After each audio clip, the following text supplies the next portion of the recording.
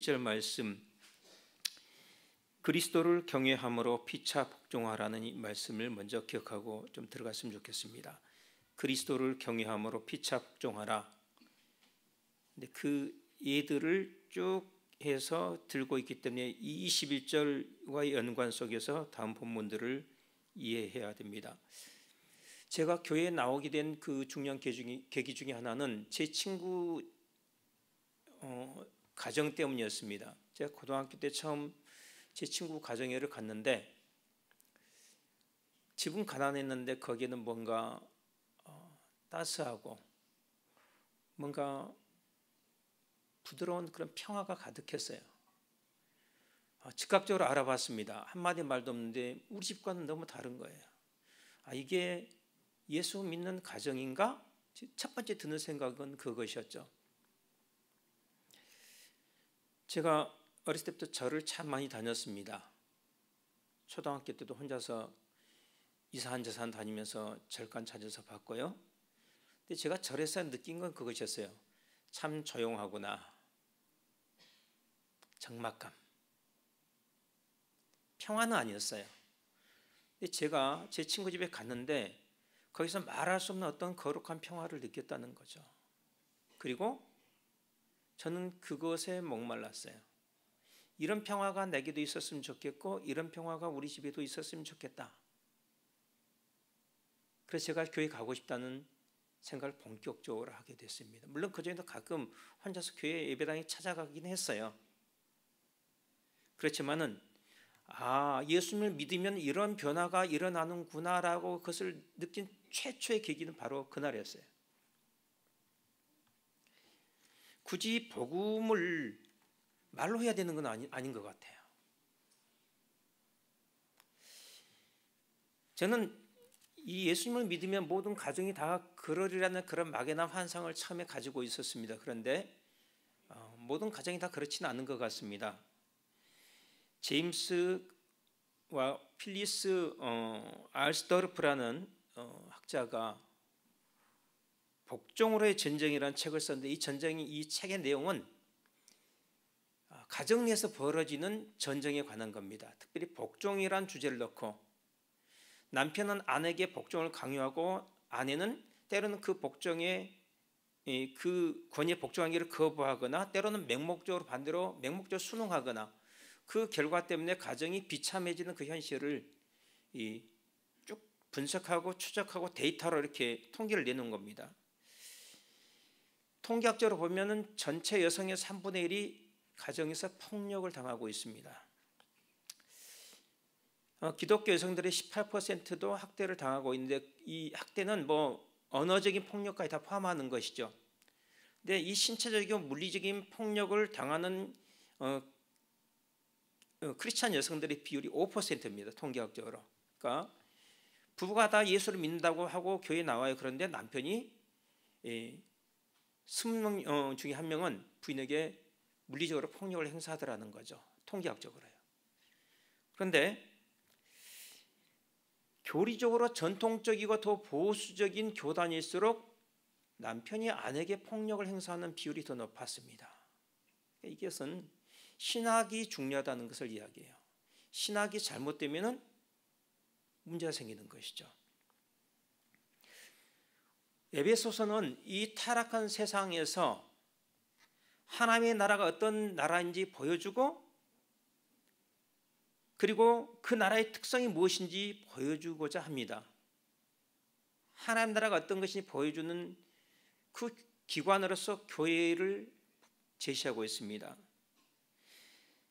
하나님이 부여하신 새로운 기준을 갖고 있는 예수 그리스도 안에서 새로 거듭난 새로운 인간들이 세워가는 이 세상과는 전혀 다른 새로운 공동체, 새로운 사회가 이런 것이다 하는 것을 에베소서를 통해서 보여주는 것이죠.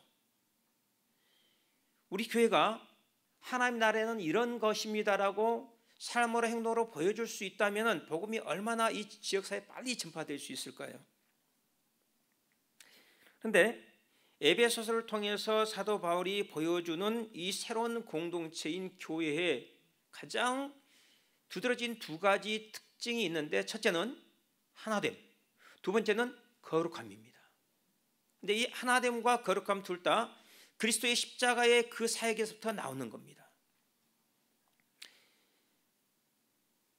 성령께서는 그리스도께서 하나 되게 하시고 거룩하게 하신 이 사역을 지키시려고 우리 가운데서 일하십니다. 그리고 성령 충만의 결과는 우선적으로 예배 가운데서 찬송하는 모습이지만, 그리고 감사하는 삶이 태도지만은 다른 사람과의 관계 속에서는 상호 복종하는 모습으로 나타납니다. 우리는 은사로서의 성령과 열매로서의 성령을 구분할 필요가 있습니다.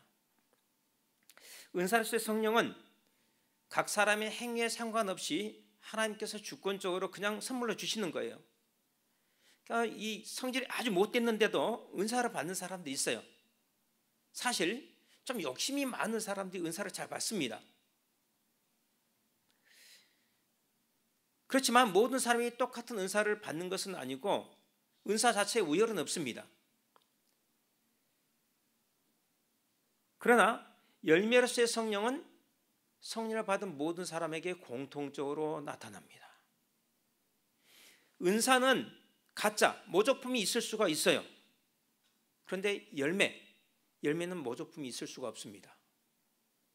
거듭 말씀드리지만은 마귀는 절대로 겸손을 흉내내지 못합니다. 억지로라도 겸손하려고 하는데 못 참아요. 조금 하다가 벌떡 일어나서 나갑니다. 본성이 그래요. 성령님은요, 예수 그리스도의 영이시고 예수님이 삶 가운데 보여주신 것은 무엇입니까? 겸손하게 무릎 꿇고 우리 발을 씻기시는 종의 모습입니다. 빌립보에서 보여주는 것은 무엇입니까? 예수님의 성품 중에서 가장 두드러진 것은 겸손함이라는 겁니다. 자기를 낮추시는 것이죠. 만약에 은사가 성령께서 주시는 것이라면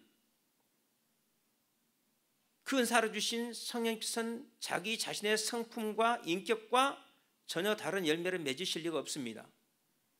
내가 성령을 받았다면 내 안에는 성령님께서 주시는 그 성품, 그 특성들이 나타나게 된다는 것이죠.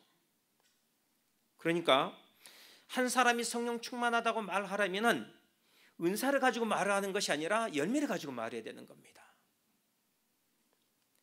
그리고 그 열매를 에베소서에서는 예배하고 찬송하는 삶과 서로 간에 자발적으로 복종하는 삶이라고 명확하게 선언합니다. 성령 충만한 영적 사람이라고 판단할 수 있는 기준은 무엇이냐? 인격과 성품으로 드러나는 성령의 열매입니다. 진짜 영적인 사람은요, 내가 방언을 말한다, 내가 통역을 한다, 내가 이 환상을 보고 내가 하나님의 음성을 듣는다, 이런 것이 아니에요. 진짜 성령 충만한 영적인 사람은 어떤 사람이냐?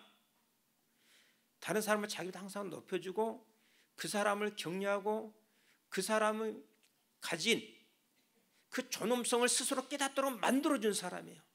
당신은 하나님 앞에서 이만한 가치를 지닌 사람입니다. 그래서 어떤 식으로요? 자기 자신 상대보다 낮춤으로써, 그리고 상대방의 복종하고 상대방을 세워줌으로써 상대가 내가 예수 그리스도 안에서 이렇게 존엄한 존재로 창조됐고 존엄한 존재로 부름받았고 나는 것을 스스로 몸으로 느끼도록 만들어준다는 거예요. 그래서 상처가 치유되고 당당하게 어깨를 펴고 기쁨으로 노래할 수 있도록 만들어져요. 상대가 가진 그 잠재력, 하나님 창조하실 때 그 사람에게 부으셨던 그 사람만의 고유한 특성들이 있어요. 그것들이 온전히 발휘될 수 있도록 세워주는 사람이에요. 이런 사람이 진짜로 영적인 사람인 거예요.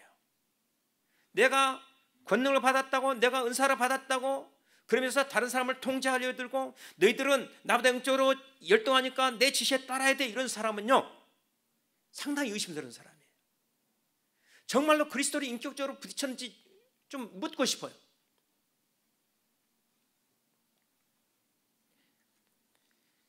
오늘 사도 바울은 성령 충만은 반드시 상호 복종이라는 열매를 맺는다고 강조하면서 그 상호 복종이 일상생활에서 어떻게 드러나는지 설명을 합니다. 그 첫 번째 사례로 가정에서의 부부관계를 이야기해요. 요점은 남편과 아내는 서로 간에 자발적으로 복종해야 된다는 겁니다. 아내만이 남편에게 복종해야 되는 건 아니고 남편도 아내에게 복종을 해야 돼요. 비록 아내들에게 먼저 남편에게 복종하라고 요구하고 있지만 그것은 딱 한 절이고요. 두 절이고요. 그 다음부터는 굉장히 긴 이야기가 남편이 아내에게 해야 될 책임에 대해서 강조하는 겁니다. 이 복종 그러면 우리는 본능적으로 알러지 반응을 보입니다. 왜요? 우리가 가지고 있는 복종의 이 개념이 유교적이고 가부장적인 그런 전 근대적인 개념이거든요. 일반적으로. 이 복종이라는 단어에는 권력에 대한 수치스러운 어떤 굴복 혹은 권력이 내 의사와 반해서 강제로 압제한다는 그런 어떤 뉘앙스가 함축되어 있습니다. 이게 일반적으로 가지고 있는 복종의 개념이죠. 그런데 이러한 복종의 개념은 성경에 없습니다. 특별히 신약 성경은 그렇습니다. 바울은 복종하라고 명령하면서 피차에 복종하라고 말씀하고 복종하되 그리스도를 경외하기 때문에 복종하라고 말씀합니다. 수도사들에게는 세 가지가 요구됩니다. 여러분 한번 생각해 보십시오. 첫째는 무소유, 가난입니다. 두 번째, 독신, 결혼하지 않고 수상적인 순결을 지키는 거예요. 세 번째, 절대적으로 복종하는 겁니다. 어느 것이 제일 어려울까요? 복종이 제일 어렵습니다. 조금 어려운 정도가 아니고 이 많은 신부들이요, 무소유와 순결은 무소유가 제일 쉽고 그 다음에 순결이 좀 더 약간 더 어렵긴 하지만 그것도까지 할 수 있는데 복종은 정말 너무 힘듭니다라고 이야기를 해요. 복종 힘듭니다. 왜 그럴까요? 내가 심리적으로 복종은 나의 인격을 무시하고 나의 자율성을 침해하는 것이라고 본능적으로 생각하기 때문에 그렇습니다. 그런데 이렇게 한번 생각해 보시죠. 우리가 금융 업무를 보거나 관공서의 어떤 일들을 볼 때는 따져 묻지 않습니다. 시킨 대로 다 해요. 막 일일이 연구에 값이 조금이라도 손해볼까 봐 합니다. 자기 자율성을 아무도 이야기하지 않아요. 유행, 최신 트렌드 어떻습니까? 열심히 쫓아갑니다. 이 외국 사람들이 오면 한국에 신기한 광경들이 몇 가지인데 그중에 일본이 전 국민이 똑같은 등산복을 입고 이 지하철 출구에서 쏟아져 나와서 올라갔다 내려오는 그 장면이라는 거예요.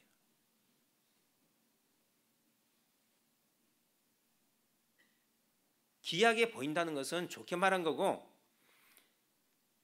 정말 이 획일적이라는 이야기죠. 유행에 아무 생각 없이 유행을 따라간다는 것이죠. 맹목적으로 그냥 따라가는 겁니다. 유행은 맹목적으로 따라가요. 그런데 우리의 영적 유익을 위해서 복종을 할 때는 맹목적인 복종 어쩌고 저쩌고 하면서 거부하더라는 거예요.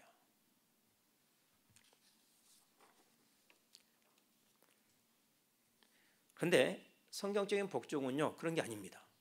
복종은 그리스도께서 시작하신 일이에요. 그리스도께서는 본질상 하나님과 동등하신 분이시지만 스스로 자신을 낮추어서 죽기까지 아버지의 권위에 복종하셨습니다. 주님의 삶의 모토는 이것입니다. 내 뜻대로 하지 마시고 아버지 뜻대로 되기를 원합니다. 주님의 삶의 모토는 복종이라는 것이죠. 자발적인 복종입니다. 만약 주님께 이 복종이라는 버팀목이 없었다면 주님은 십자가의 길을 걷지 않으셨을 겁니다. 주님께서 복종하지 않으셨다면 하나님의 용서와 구원이 우리에게 주어지지 않았을 것입니다. 주님은 스스로 복종하셨을 뿐만 아니라 우리에게 복종을 명령하십니다. 나는 섬기는 자로 너희 가운데 있노라. 누구든지 크고자 하는 자는 섬기는 자가 되어야 하리라. 그분은 제자들을 발을 시키면서 너희로 하여금 이와 같이 행하도록 하기 위해서 내가 너에게 본을 보였다라고 말씀하세요. 복종은 선택사항이 아닌 것이죠. 우리는 복종합니다. 자발적으로 복종합니다. 그리스도께서 본을 보이셨고 그리스도께서 우리에게 명령하셨기 때문에 복종하는 겁니다. 그러나 오늘 본문처럼 오해되고 오늘 본문처럼 남용되거나 악용된 구절도 많지 않을 겁니다. 많은 사람들이, 심지어 많은 목사님들이 이 구절을 설교하면서 남성의 우월성을 찬양한 것처럼 보입니다. 이 구절은 남성의 우월성이나 여성의 열등성에 대해서 이야기하는 구절이 아닙니다. 많은 보수적인 교단의 목사님들이 이 구절을 통해서 남성이 여성의 복종을 강요할 수 있는 허가장을 하나님부터 받은 것처럼 생각을 합니다. 이 구절은 그런 뜻이 아니에요. 이 본문은 권위의 특권, 권위의 우월성을 말하려고 하는 것이 아니고 권위는 종처럼 섬기는 특성을 가졌다.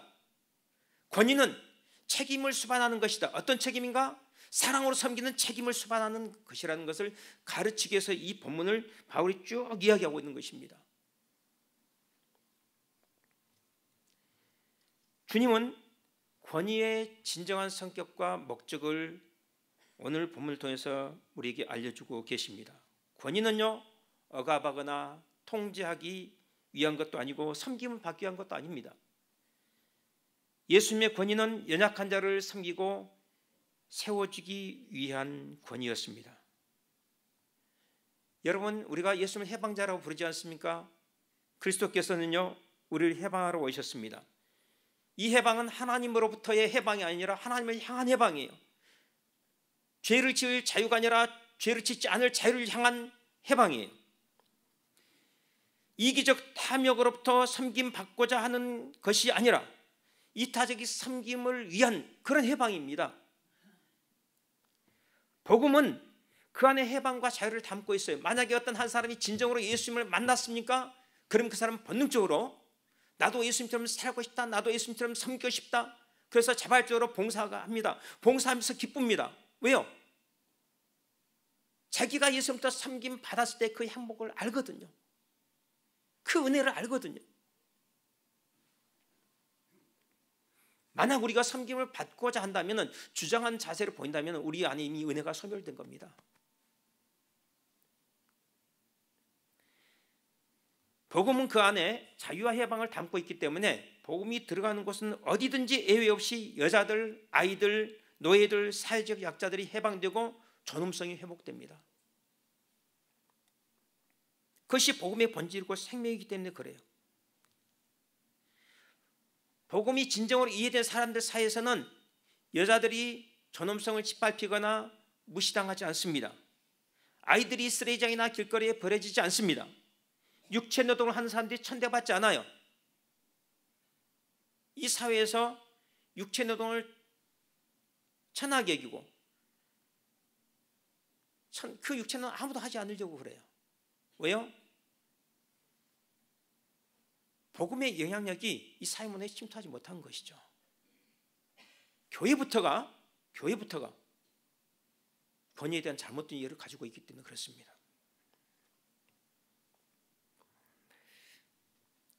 그리스도의 나라는 성별, 나이, 신분 등이 폐지된 새로운 나라입니다. 하나님 앞에서 모든 사람은요, 하나님의 형상으로 똑같이 지음받았기 때문에 본질적으로 동등하고 평등합니다. 가치에 있어서 평등해요. 대통령과 폐지를 줍는 노인이 동등하고 가치에 있어서 동등하고 똑같이 존엄하다는 말씀이에요.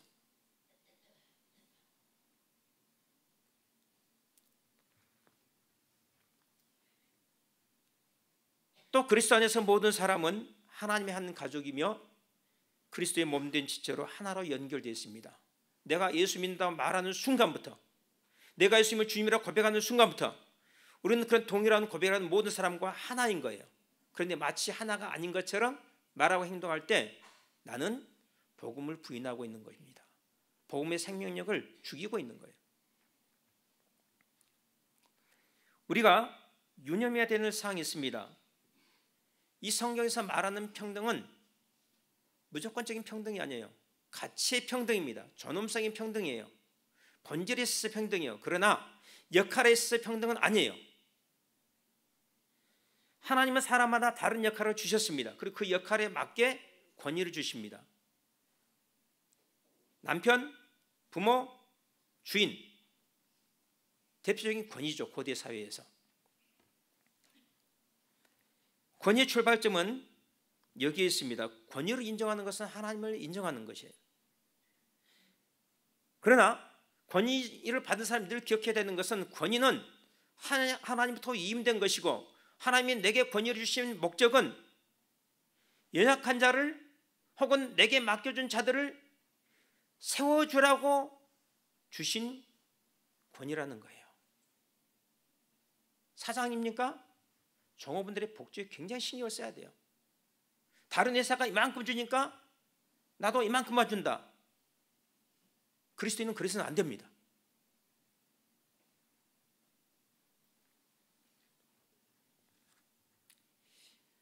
권위를 주신 이유, 권위를 주신 목적을 잊어버리면 안 되는 것이죠.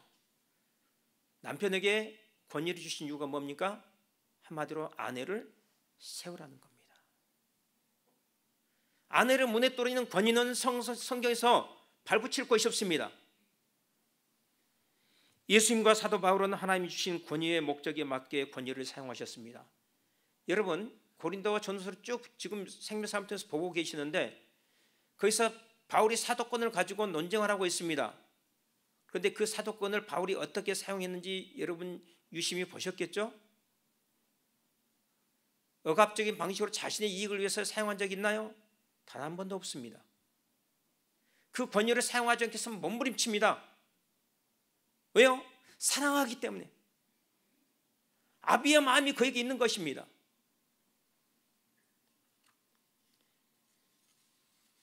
본문의 말씀이 먼저 아내에게 남편에게 복종하라고 요구하고 있다고 할지라도 본문의 전체적인 강조점은 권위, 책임, 곧 남편의 아내에 대한 책임이 주어져 있습니다. 성경적 권위는요, 사랑의 책임을 요구하고 동반하는 권위입니다. 그것을 다시 한번 자세히 설명하기 위해서 바울은 그리스도의 몸의 비유를 설명합니다. 25절 함께 같이 한번 읽어보겠습니다. 시작. 남편들아 아내 사랑하기를 그리스도께서 교회를 사랑하시고 그 교회를 위하여 자신을 주심같이 하라. 그 다음에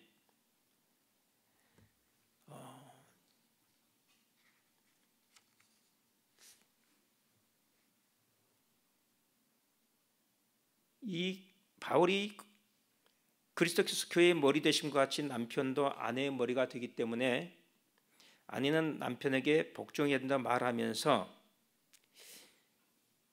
그리스도의 머리됨 이야기를 합니다. 그리스도의 머리됨, 이것을 먼저 좀 이해할 필요가 있을 것 같습니다. 머리됨이 무엇인가? 이 그리스도인은 믿음을 통해서 그리스도와 연합합니다. 한 몸이 되는 것이죠. 그리고 모든 그리스도인은 한 몸에 서로 다른 지체로 연합합니다. 한 몸입니다. 그리고 그 몸의 머리는 그리스도이십니다. 근데 몸이 어떻게 해서 생명을 공급받고 자라는가?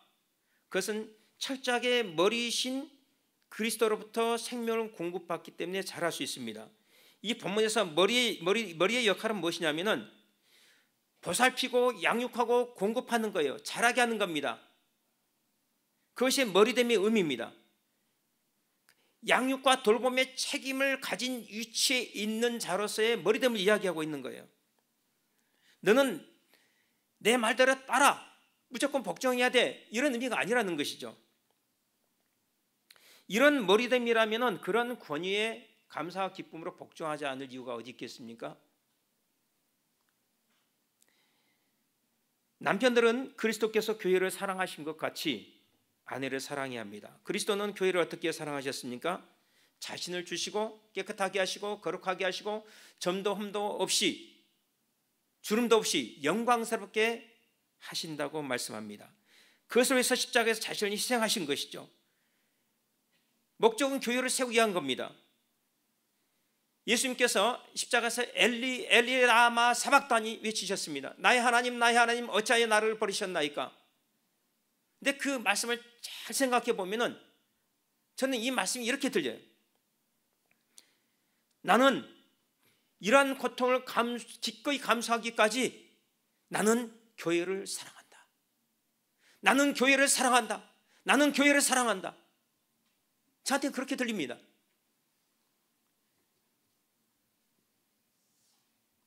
나는 너를 사랑한다. 예수님께서 십자가에 자신을 못 박히도록 내어주신 것은 자신의 몸이 움직일 수 없듯이 나의 사랑 또한 영원히 움직이지 않을 것이다. 변하지 않을 것이다. 라는 맹세 언약을 피로 쓰시는 것 같습니다. 예수님은 여러분을 사랑하십니다. 예수님은 여러분을 사랑하십니다. 예수님은 여러분을 사랑하십니다. 그것을 맹세하기 위해서 못으로 박히셨습니다. 그리고 여러분을 세우기에 지금도 예수님은 쉬지 않고 일하고 계십니다. 이것을 믿으셔야 돼요. 지상의 교회는 연약합니다. 흠이 있습니다. 그러나 예수님께서 머리가 되신 예수님께서 돌보고 양육하고 계십니다. 점점점 깨끗하게 나가십니다. 그리고 언젠가는 영광스럽게 하실 것입니다. 그처럼 여러분 한 사람 한 사람도 주님께서 돌보고 계십니다. 돌보신 방식을 우리가 다 이해하지 못해요. 눈에 보이지 않습니다. 그럼에도 불구하고 주님은 여러분 한 사람 한 사람을 붙들고 계시고 성실하게 사랑으로 돌보고 계십니다. 그래서 우리는 마침내 주님 앞에 영광스러운 존재로 서게 될 것입니다. 지금 내가 초라하고 때론 내가 죄에 굴복하고 때론 넘어질 수가 있어요. 그러나 그것이 끝은 아니죠. 주님이 돌보실 때 머리 대신 주님이 나를 사랑으로 양육하고 책임지고 계시기 때문에 나는 마침내 온전하게 될 것입니다. 주님이 영광스럽게 하신 교회를 환상 가운데서 보았던 예언자들과 사도들이 있습니다. 그걸 보면서 경탄하면서 감격하는 겁니다. 교회가 이렇게 영광스럽다니. 그런데 그 교회를 영광스럽게 하는 일에 나 같은 자를 사용해 주시다니. 내가 지금까지 교회를 섬기기 위해서 했던 모든 수고와 내가 그 수고에 관해서 겪었던 모든 고통들은 헛된 것이 아니었고 아무 의미가 없는 것이 아니었구나. 그것을 느끼면서 교회를 위해서 달려갈 수 있는 새 힘, 교회를 위해서 목숨까지 내어줄 수 있는 그런 은혜를 거기서 새롭게 공급받더라는 것이죠. 기억하십시다. 우리 안에 선한 일을 시작하신 분이 또한 이루실 것입니다. 신부가 자신을 세우는 것이 아니에요. 신랑이 신부를 세우는 겁니다. 우리 안에 어떤 소망이 있습니까? 우리가 우리 자신을 거룩하게 할 수 있나요? 작은 습관 하나도 고치지 못하지 않습니까? 그런데 주님이 우리를 고치실 겁니다. 주님이 우리를 거룩하게 세우실 겁니다. 주님이 우리를 부끄러울 것이 없는 자로 영광스럽게 세워주실 겁니다. 신랑이 신부를 세우는 것이에요.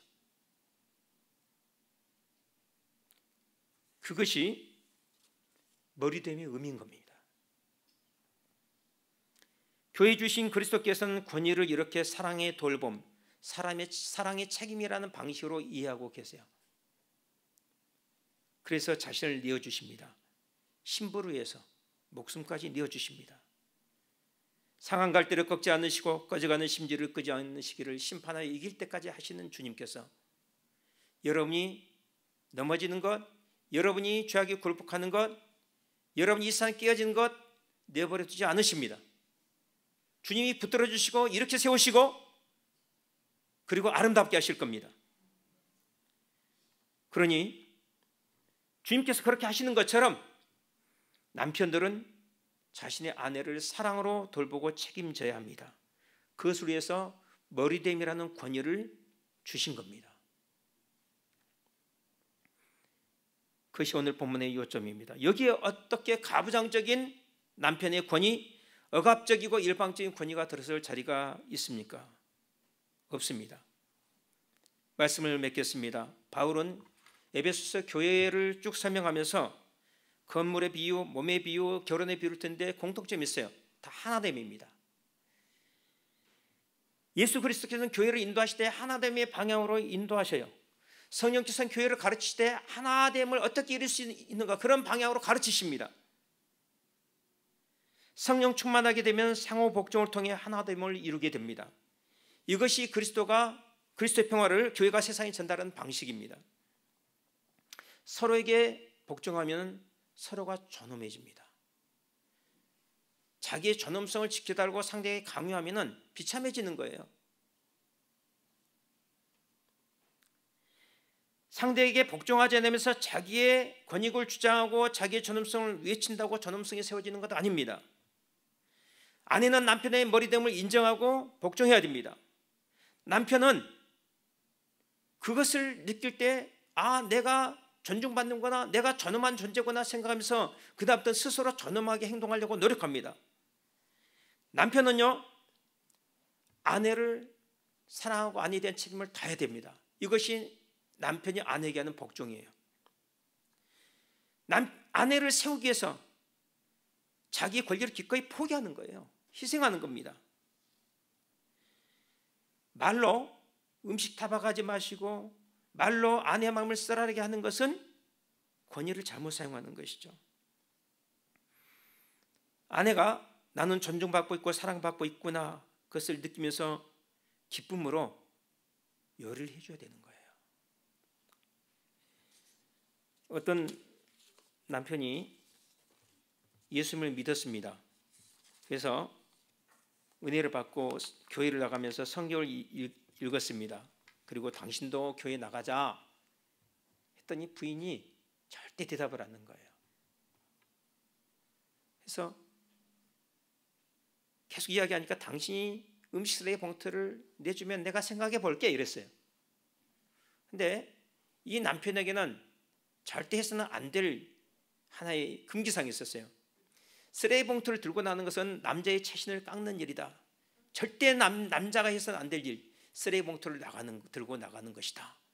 그런 자기 나름의 철학이 있었어요. 그 쓰레기 봉투를 들고 나면 자기 남자로서의 체면이 깎이는 것 같거든요. 존엄성이 짓밟히는 것 같거든요. 그런데 아무리 기도를 해도 자기의 이 체신보다 복음을 전하는 것이 더 중요하다는 생각이 자꾸 드는 겁니다. 그래서 기꺼이 쓰레기 봉투를 들고 나갔습니다. 몇 번 그랬는데 어느 날 부인이 그러는 거예요. 나 내일 교회 갈 거야. 말이 아니라 쓰레기 봉투를 말없이 갖다 내주는 남편의 모습을 보면서 그것이 남편에게 얼마나 힘든 일일지 알고 있기에 남편이 나를 정말 존중하고 사랑하는구나, 그것을 느꼈다는 거예요. 남편이 이렇게 변화시켜 주신 그 복음이라면 나도 받아들이겠다. 그 예수 그리스도라면 나도 믿고 싶다라고 생각을 했다는 겁니다. 이것이 복종의 의미고 복종이 가져오는 결과인 것입니다. 기도하겠습니다. 하나님 아버지, 예수 그리스도를 경외함으로 피차 안에 복종하는 이 말씀을 교회 안에서 만나는 모든 사람들 가운데서, 특별히 우리 가정 가운데서 잘 적용하고 실천하여 칭찬받는 저희가 될 수 있도록 도와주옵소서. 예수님 이름으로 기도하옵나이다. 아멘.